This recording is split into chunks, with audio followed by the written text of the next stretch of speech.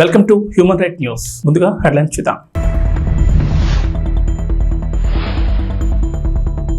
Vijayawada camp కార్యాలయంలో పూజలు, deputy సీఎంగా పవన్ కళ్యాణ్ బాధ్యతల స్వీకరణ.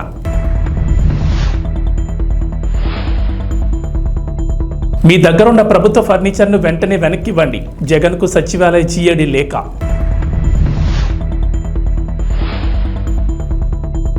హైదరాబాద్లో ఏరోస్పేస్ విడిభాగాల సంస్థ, భారీగా పెట్టుబడులు, వేల మందికి ఉపాధి.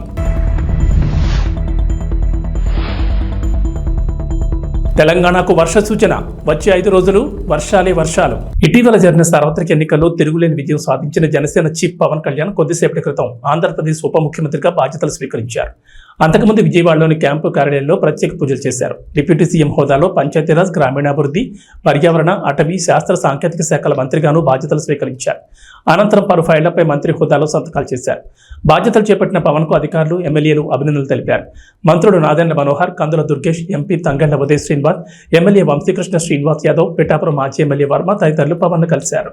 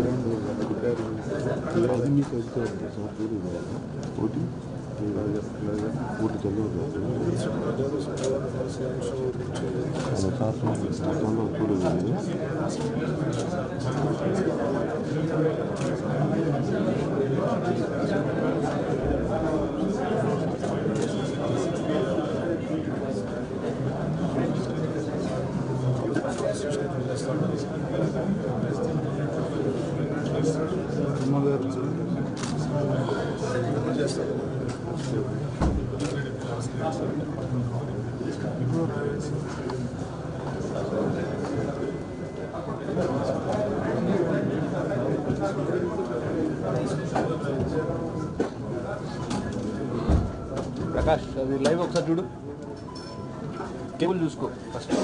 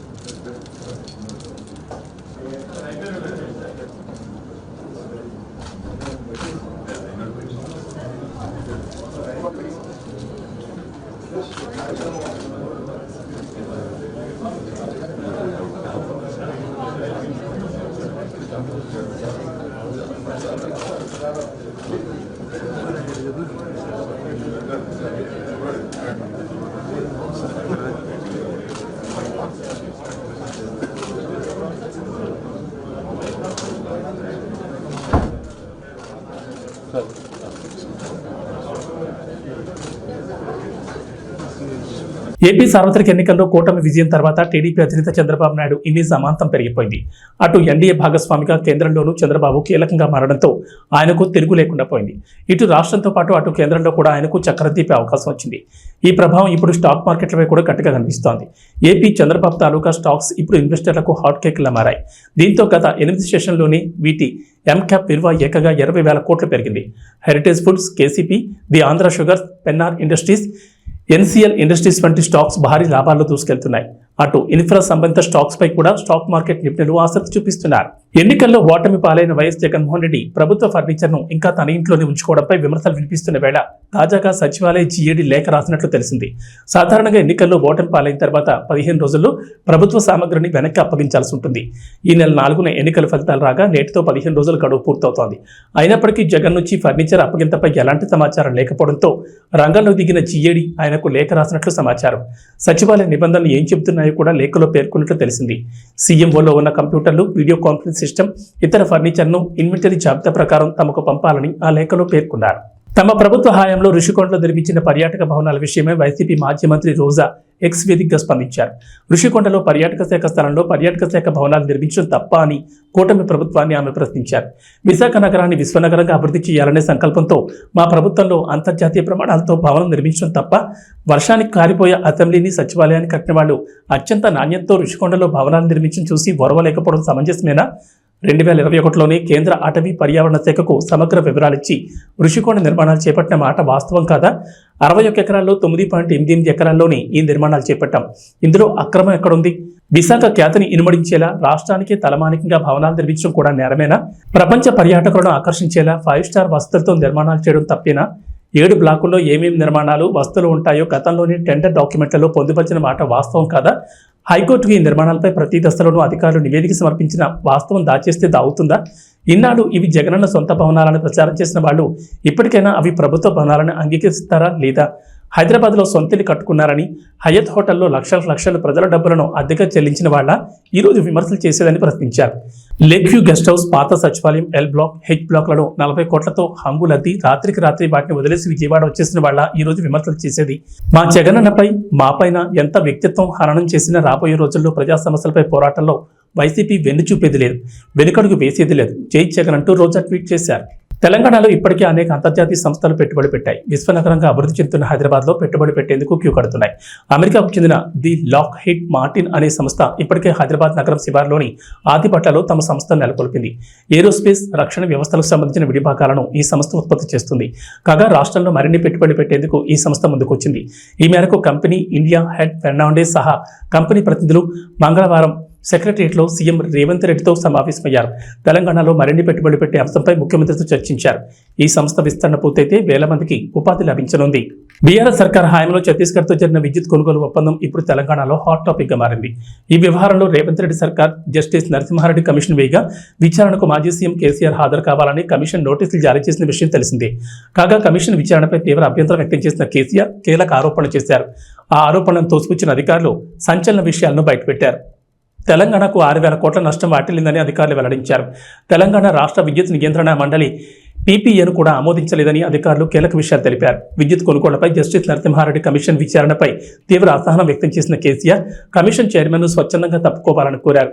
టీఎస్సీఆర్సీ ఆమోదించిన తర్వాతే పీపీఏ పవర్ ప్లాంట్ నిర్మాణాలు చేపట్టినట్లు 12 పేజీల లెటర్ను కేసీఆర్ విడుదల చేశారు. అయితే 2017 చివరి నాటికి ఛత్తీస్గఢ్తో పీపీఏ పూర్తి స్థాయిలో అమల్లోకి వచ్చినప్పటికీ 1000 మెగావాట్ల విద్యుత్ సరఫరా పూర్తి కాలేదని అధికారులు తెలిపారు. దీంతో తెలంగాణ మార్కెట్ నుంచి విద్యుత్తును కొనుగోలు చేయాల్సి వచ్చిందని, ఫలితంగా 2017 నుంచి 2022 మధ్య కాలంలో 2083 కోట్ల అదనపు వ్యయం అవుతుందని అధికారులు తెలిపారు. ఆయిల్ ఫామ్ అంతర పంటలు సాగు చేసే రైతులకు తెలంగాణ వ్యవసాయ శాఖ మంత్రి తుమ్మల నాగేశ్వరరావు తీపి కబురు చెప్పారు. రైతులు కంపెనీలకు సంబంధించిన 100.76 కోట్ల పెండింగ్ బకాయిలు విడుదల చేసినట్లు వెల్లడించారు. విడుదల చేసిన నిధులు 2-3 రోజుల్లో ఆయిల్ ఫామ్ తోటల నిర్వహణ, అంతర పంటలు సాగు చేసే రైతుల అకౌంట్లో జమ చేస్తామన్నారు. ఈ మేరకు ఉద్యాన శాఖ ఇప్పటికే చర్యలు ప్రారంభించిందని తెలిపారు. 2022-23 నుంచి పెండింగ్లో ఉన్న డ్రిప్ ఇరిగేషన్కు సంబంధించిన 55.36 కోట్లను కూడా తమ ప్రభుత్వం విడుదల చేసిందని మంత్రి వెల్లడించారు. ఆయిల్ ఫామ్ ఇతర పంటల్లో రైతులు అమర్చిన డ్రిప్ ఇరిగేషన్ పరికరాల కంపెనీలకు పెండింగ్ బకాయిల కింద వీటిని జమ చేయనున్నట్లు ఆయన వెల్లడించారు. 2023-24 సంవత్సరానికి గాను తెలంగాణ వ్యాప్తంగా పలు జిల్లాల్లో 59,261 ఎకరాలు కొత్తగా ఆయిల్ ఫామ్ పంటను సాగులోకి తీసుకొచ్చినట్లు మంత్రి వెల్లడించారు. పాత బకాయిలు తాజాగా విడుదల చేసిన నేపథ్యంలో 2024-25 సంవత్సరంలో ఆయిల్ ఫామ్ పంట సాగు లక్ష్యాన్ని అన్నదాతలు చేరుకునేలా వారిని ప్రోత్సహించాలని ఉద్యాన శాఖ అధికారులకు మంత్రి తుమ్మల కీలక ఆదేశాలు జారీ చేశారు. మొన్నటి వరకు పాలిటిక్స్ లో ఫైర్ బ్రాండ్ గా పేరు తెచ్చుకున్న ఆర్కే రోజా పరిస్థితి ఇప్పుడు అస్సలు బాలేదు. వైసీపీ అధికారంలో ఉన్నప్పుడు మంత్రిగా రోజా చక్రం తిప్పారు. కానీ ఇటీవల జరిగిన ఎన్నికల్లో ఆమెతో పాటు వైసీపీ కూడా ఘోరంగా పడిపోయింది. దీంతో రోజాను సోషల్ మీడియాలో దారుణంగా ట్రోల్ చేస్తున్నారు. గతంలో అసెంబ్లీలో చంద్రబాబు నాయుడు రోజా దూషించిన వీడియోలు షేర్ చేస్తూ ఆమెను బూతులు తిడుతున్నారు. ఇక టీడీపీ నేతలు అయితే అన్ని విధాలుగా రోజాకి సరైన బుద్ధి చెప్తామంటూ వార్నింగ్లు ఇస్తున్నారు. ఇలాంటి వేళ రోజా కీలక నిర్ణయం తీసుకున్నట్లు తెలుస్తోంది. రోజా ఓడిపోవడంతో మళ్లీ సినిమాల్లోకి రానున్నారనే వార్తలు ఈ మధ్య గట్టిగానే వినిపిస్తున్నాయి. రోజా కూడా తాను క్యారెక్టర్ రోల్స్ చేయడానికి రెడీ అంటూ తన టీం ద్వారా టాలీవుడ్లోని పలువురు దర్శకులకు సంకేతాలు పంపినట్లు టాక్ నడుస్తోంది. నిజానికి రాజకీయాల వల్ల సినిమాకి గుడ్ బై చెప్పారు. కానీ ఒకప్పుడు క్యారెక్టర్ రోల్స్తో టాలీవుడ్లో రోజా బిజీగానే ఉన్నారు. 2013లో ఆమె టాలీవుడ్కి గుడ్ బై చెప్పారు. అప్పటి నుండి ఫుల్ టైం రాజకీయాల్లో బిజీగా ఉన్నారు. కానీ బుల్లితెరపై Jabardasth, extra Jabardasth, Sridevi drama company వంటి షోలు, పలు ఫెస్టివల్ ఈవెంట్స్లో మాత్రం పాల్గొనేవారు. కానీ మంత్రి పదవి వచ్చిన తర్వాత బుల్లితెరకు కూడా బై బై చెప్పేశారు రోజా. ప్రకాశం జిల్లాలో దక్షిణ సింహాచలంగా పేరుగాంచిన పాత సింగరాయకొండ వరాహ లక్ష్మీ నరసింహస్వామి బ్రహ్మోత్సవాలు అంగరంగ వైభవంగా సాగుతున్నాయి. 3వ రోజు శ్రీదేవి భూదేవి సమేత లక్ష్మీ నరసింహస్వామి స్వయంభూ ఆంజనేయుని ప్రత్యేక పూలతో అలంకరణ చేసి వేద మంత్రాలతో పూజా కార్యక్రమాలు నిర్వహించారు. గ్రామ మూతకాపరులు స్వామివారిని సూర్యప్రభ వాహనంపై గ్రామ వీధుల్లో ఊరేగించారు. తమ ఇంటి ముందు రంగవల్లులతో అలంకరించి మంగళహారతులతో స్వామివారిని స్వాగతం పలికారు గ్రామస్తులు. ఈ కార్యక్రమానికి అధిక సంఖ్యలో భక్తులు విచ్చేసి స్వామివారిని దర్శించుకున్నారు.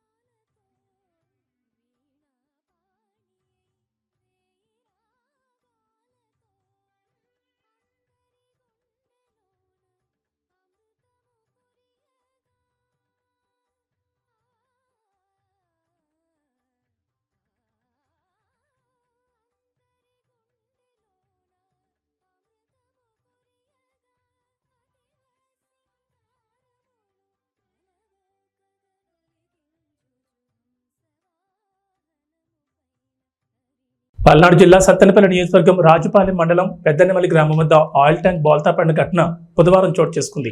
ప్రజలు ఆయిల్ కోసం ఎగబడ్డారు. స్థానిక పోలీసులు ఆయిల్ ట్యాంకును పక్కకు తప్పిస్తున్నారు. కిలోమీటర్ల మేరకు ట్రాఫిక్ జామ్ అయింది.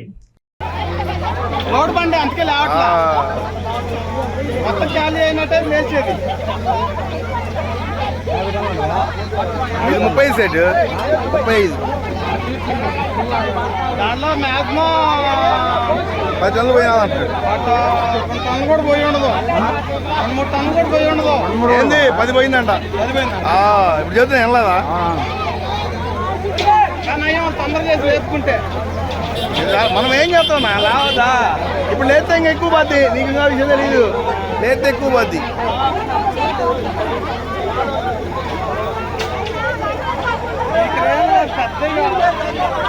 ఇంకా ఈ మనూర్లో అయ్యే ఎక్కువ.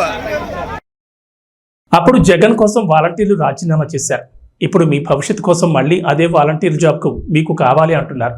కనుక ముందు మీ వాలంటీర్స్ జాబ్ని మీకు లేకుండా ఎవరు రాజీనామా మీ చేత బలవంతంగా చేయించారో ముందు వాళ్లపైన పోలీస్ స్టేషన్లో కంప్లైంట్ చేసి కేసు పెట్టండి.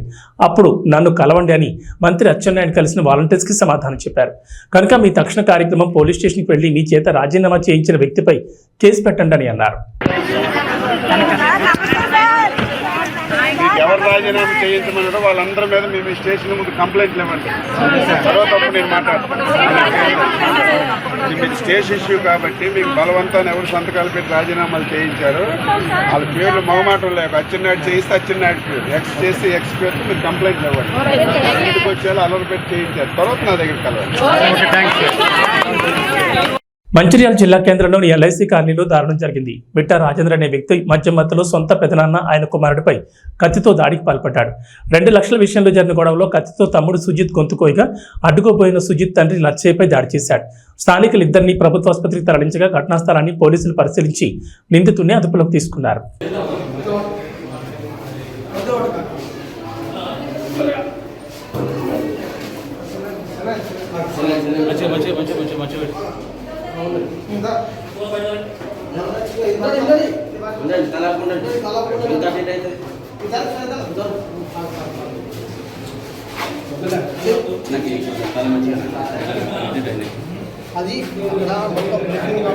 శ్రీకాకుళం జిల్లా టెక్కలి మండలం అక్కవరం గ్రామ సమీపంలోని జాతీయ రహదారిపై బుధవారం ఉదయం ఘోర రోడ్డు ప్రమాదం జరిగింది.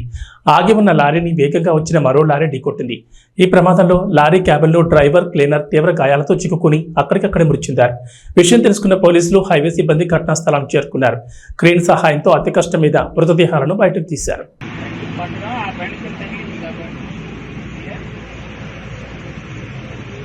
T20 ప్రపంచ కప్ 2024లో జట్టు ఘోర ప్రదర్శనతో New Zealand star batter Kane Williamson సంచలన నిర్ణయం తీసుకున్నాడు. ఇప్పటికే టెస్ట్ పగ్గాలను వదిలేసిన కేన్ మామ ఇప్పుడు వైట్ బాల్ ఫార్మాట్ కెప్టెన్సీకి కూడా గుడ్ బై చెప్పాడు. ఇకపై వన్డేలో T20లోనూ సారథిగా ఉండాలని ప్రకటించాడు. అంతేకాకుండా 2024-25 సీజన్కు సంబంధించి జాతీయ కాంట్రాక్ట్ నుంచి కూడా అతను వైదొలిగాడు. ఈ విషయాన్ని న్యూజిలాండ్ క్రికెట్ బోర్డు తన అధికారిక వెబ్సైట్ ద్వారా వెల్లడించింది. T20 వరల్డ్ కప్లో కివీస్ ఘోర వైఫల్యమే విలియమ్సన్ నిర్ణయానికి కారణమని తెలుస్తోంది. పొట్టి కప్ చరిత్రలో తొలిసారిగా కివీస్ తొలి రౌండ్లోనే ఇంటి ముఖం పట్టింది. దాదాపు దశాబ్దం తర్వాత సెమీఫైనల్స్ చేరలేదు. ఈ మెగా టోర్నీలో గ్రూప్ సిలో ఉన్న బ్లాక్ క్యాప్స్ తమ తొలి మ్యాచ్లో ఆఫ్ఘనిస్తాన్ చేతిలో 84 పరుల ఘోర ఓటమిని చవిచూసింది. ఆ తర్వాత వెస్టిండీస్తో జరిగిన పోరులో 13 పరుల తేడాతో పరాజయం పాలైంది. అనంతరం పసికున్నలు ఉగాండా, పపువా న్యూ గినియాతో జరిగిన మ్యాచ్ల్లో వరుసగా 9-7 వికెట్ల తేడాతో విజయం సాధించి గ్రూప్ సి టేబుల్లో 3వ స్థానంతో సరిపెట్టుకుంది. అయితే విలియమ్సన్ తీసుకున్న నిర్ణయాలు తనని రిటైర్మెంట్ వైపు అడుగులు వేసేలా చేస్తున్నట్లుగా కనిపిస్తోంది. న్యూజిలాండ్ తరపున ఆడటం గొప్ప అవకాశంగా భావిస్తుంటానని, జట్టుకు తిరిగి ఇంకా చెయ్యాలనే కోరిక తనలో ఉందని విలియమ్సన్ చెప్పాడు. అయితే ఇంకా ఆడతానని పరోక్షంగా ప్రకటించిన కేన్ మామ క్రికెట్ ప్రపంచం అవతల పరిస్థితులు మారిపోయాయని, కుటుంబంతో సమయాన్ని గడపడం తనకి ఎంతో ముఖ్యమని చెప్పాడు. T20 వరల్డ్ కప్ 2026లో బరిలోకి దిగుతారనే ప్రశ్నకు దానికి ఎంతో సమయం ఉందని, పరిస్థితులు ఎలా మారుతాయో చూద్దామని చెప్పాడు. అలాగే న్యూజిలాండ్ క్రికెట్ను ముందుకు తీసుకెళ్లడానికి ప్రయత్నిస్తూ ఉంటానని విలియమ్సన్ పేర్కొన్నాడు. ఇక వాతావరణ విషయానికి వస్తే తెలంగాణకు వాతావరణ శాఖ రెయిన్ అలర్ట్ జారీ చేసింది. వచ్చే 5 రోజులు విస్తారంగా వర్షాలు కురుస్తాయని చెప్పింది. నైరుతి రుతుపవనాల తోడు ద్రోణి ప్రభావంతో వర్షాలు కురుస్తాయని చెప్పారు. గంటకు 30 నుంచి 40 కిలోమీటర్ల వేగంతో ఈదురుగాలులు వీస్తాయని చెప్పారు. ఉరుములు, మెరుపులతో పాటు పిడుగులు పడే ఛాన్స్ ఉందని, ప్రజలు జాగ్రత్తగా ఉండాలని సూచించింది. ప్రస్తుతం పశ్చిమ మధ్య బంగాళాఖాతంలో ఆవర్తనం కొనసాగుతుందని చెప్పారు. సముద్ర మట్టానికి 4-5 కిలోమీటర్ల ఎత్తులో ఈ ఆవర్తనం కొనసాగుతోందని, ఆవర్తనం కారణంగా తెలంగాణతో పాటు ఏపీలోనూ విస్తారంగా వర్షాలు కురుస్తాయన్నారు. నేడు ఆసిఫాబాద్, ములుగు, కొత్తగూడెం, వరంగల్, హన్మకొండ, మంచిర్యాల, జయశంకర్, భూపాలపల్లి జిల్లాలో భారీ వర్షాలకు ఛాన్స్ ఉందన్నారు. హైదరాబాద్తో పాటు మిగిలిన జిల్లాలో ఓ మోస్తరు వర్షాలు కురిసే అవకాశం ఉన్నట్లు వెల్లడించారు. ఈ మేరకు ఆయా జిల్లాలకు వాతావరణ శాఖ అధికారులు ఎల్లో అలర్ట్ను జారీ చేశారు. ఇవి బులెటిన్ విశేషాలు. నమస్కారం.